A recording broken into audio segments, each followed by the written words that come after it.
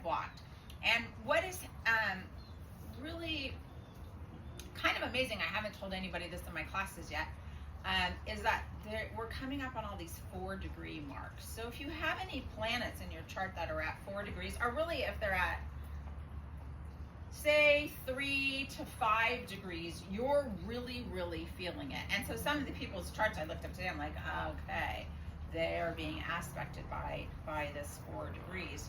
And the planets that are all at 4 degrees, believe it or not, are Neptune in Aries, Uranus, which is in Gemini, Pluto in Aquarius, and Jupiter is going to be at 4 degrees Leo, and then Mars is going to catch up to Uranus at 4 degrees. So that is a lot of number 4s. If you have 4s in your numerology, 4 represents the neutral mind. So if you were born in April, if you were born on the 22nd, if you were born on the 13th, any combination of 4 in your numerology means you either have a really strong, stable neutral mind, or you're working on getting to the neutral mind. And in yoga, the traditional chakras within the body, the energy centers in the body, 4 represents the heart center, right? So it's the separation between the lower chakras and the upper chakras. And it's that neutral, that 0 point. So that is why we picked this Kriya, because you're bringing the energy of the heavens, the Akashic, all the energy to the earth, and then you're bringing that all into the 0 point, the neutral heart space. And it is solstice time, so we are in solstice week, so it's the most powerful week for people to practice, and that solstice is a shift point for people. So at the solstice, it's the longest day of the year, and then it hits, and then right after solstice, the sun starts to wane a little bit till we get to the shortest day of the year, winter solstice. So solstices and equinoxes are really powerful days to practice. So there's a lot going on that is probably keeping us away from being in our neutral mind. Uranus squared the nodes of the moon, and Uranus is in Gemini. Any Geminis in here? Yeah, okay, we can smart. Geminis are being really activated right now. Also Sagittarius, the opposite. So the opposite signs. Sages are being, I know there's Sagittarius in here. So Uranus is unexpected. Uranus is not the subconscious, it's your unconscious mind. I mean, you don't even know this stuff is going on, and Uranus is going to be bringing it up for us. And then Mars can be a lot of energy. Mars home sign is Aries. So it can be a tremendous amount of activity and energy, and Uranus is explosions. So on the 4th of July, they come together. It should be quite the 4th of July coming up, really. And we had there was 6 earthquakes today? Okay. Within 24 hours, there was 6 earthquakes. So the planet is feeling the intensity. Our Earth is feeling the intensity of the planetary alignments as well.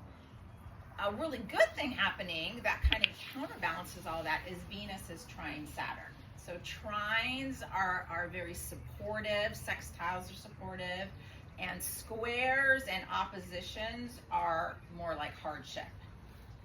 So I would say meditation and sound healing and yoga are going to be extremely, extremely effective for everybody through July, because the energy is going to just amp up and amp up and amp up. And if you think of Neptune and Aries, Neptune is a water sign, but Aries is not a water sign. So it's kind of like the fire of the Holy Spirit, if you think about that, because that's there's a really good prayer. I should send it to everybody. It's the fire breath of God. You say, I am, the fire breath of God, in the heart of beloved Alpha and Omega, in the heart of the Son. I am the fire breath of God, and you're claiming the Holy Spirit within you. So that's a really I would say, if I were to define Neptune and Aries, that's how I would define it. So if you can think of the higher mind getting to the higher place, because all of these other things are going to irritate us. And that takes us right out of our heart energy, takes us right out of our spiritual mindedness and brings us, boom, you're right back in 3D. I mean, people, they're like, I don't want to leave the sound healing because it feels so good here. And then they go, and then you go drive on the highway, and then you're like, boom, you're back in 3D. So that's what we're here to navigate. And so this little jewel of an oil is going to help you. This is why you have this in your car. In your car. So you don't go into 3D. Yes, exactly. So you'll be sniffing different things. Yes. So we have what is happening. Another really good thing, and it's been building since 2024, is something called a magic triangle. So it's with Neptune, it's with Pluto in Aquarius. Any Aquarius in there? Leos? Yes. Okay, so Leos aspected very much opposite of Aquarius. So we have this beautiful magic trine that's been building, and it's going to be with us till 2028. So it's phenomenal, this trine. You're like, well, I'm not feeling the magic, right? It's because all this other stuff is going on, but this is a very supportive magic trine for us. It's very transformational. So it's very much like the old energies that we've been dealing with in the past few years are not new earth energies.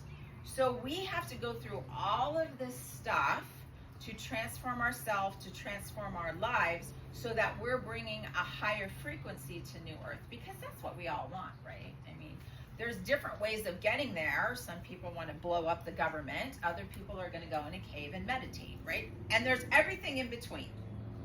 So there's different ways of getting there, but we all know that there are things that aren't working that need to change. And all of that is bubbling up to the surface for us to witness. And not only collectively, it's coming up in your own life. And it's going to be amplified so much. So if there's a relationship that isn't working, that's coming up. If there is a job that isn't working, that's going away. I mean, if you don't match with your car, it's going to break down. I'm just telling you, things are going to fall away. And what's really difficult is if you're attached. So attachment creates all of our suffering. So I'm attached to this relationship. I'm attached to this career. I have a friend that's like, I don't know what to do. I've done this career for 20 years and now I've lost the job, and now I'm trying to get this job back, and I can't get any job like this back. And I'm like, because that's not what you're supposed to be doing anymore. So it's kind of like these grief processes over and over and over. And Chiron, who she calls him Kyrie.